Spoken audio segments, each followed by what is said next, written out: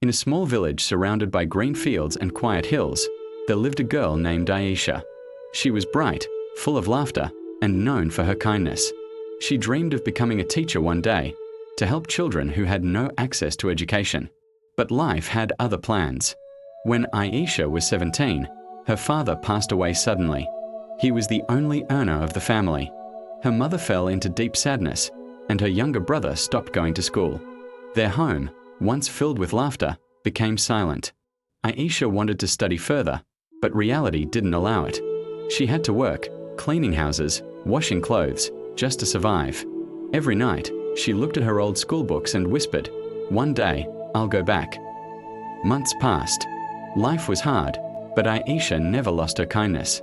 She helped old neighbors, shared food with hungry children, and smiled even when her heart was heavy. One day, while walking home, she saw a small, dying plant on the roadside. Its leaves were dry and brown. Something about that plant touched her deeply, maybe because she saw herself in it, forgotten, tired, and struggling to live. She took the plant home, placed it in a broken cup, and watered it every morning. Her mother asked, "Why waste time on something that's already dying?" Aisha smiled and said, "Because it still has life in it, it just needs care."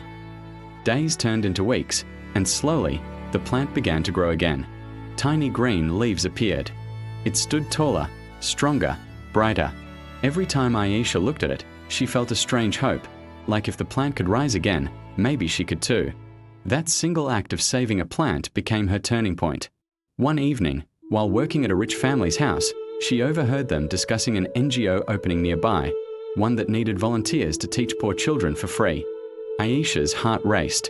The next morning, she went there, explained her story, and begged for a chance. They looked at her torn clothes, her rough hands, and hesitated.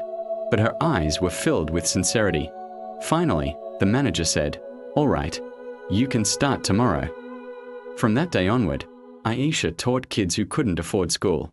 She taught them under trees, beside rivers, anywhere they could gather. She didn't have fancy books or proper classrooms, but she had something greater, passion. Every smile from those children felt like sunlight on her soul. And just like the little plant, she began to grow again, inside and out. Years later, that same NGO officially hired her as a full-time teacher. Her work caught attention, and soon, people began donating books and supplies. She built a small school in her village, made of simple bricks and bright colors. On the front gate, she painted 3 words, "Plant the Hope." When a journalist visited her school and asked, "Why that name?" Aisha pointed to a corner of the yard where the same plant she had saved years ago still stood, tall and green. She smiled softly and said, "Because I learned that when life breaks you, you don't give up. You water your dreams, even when they're dying. Hope is like that plant. It only needs a little care to grow again."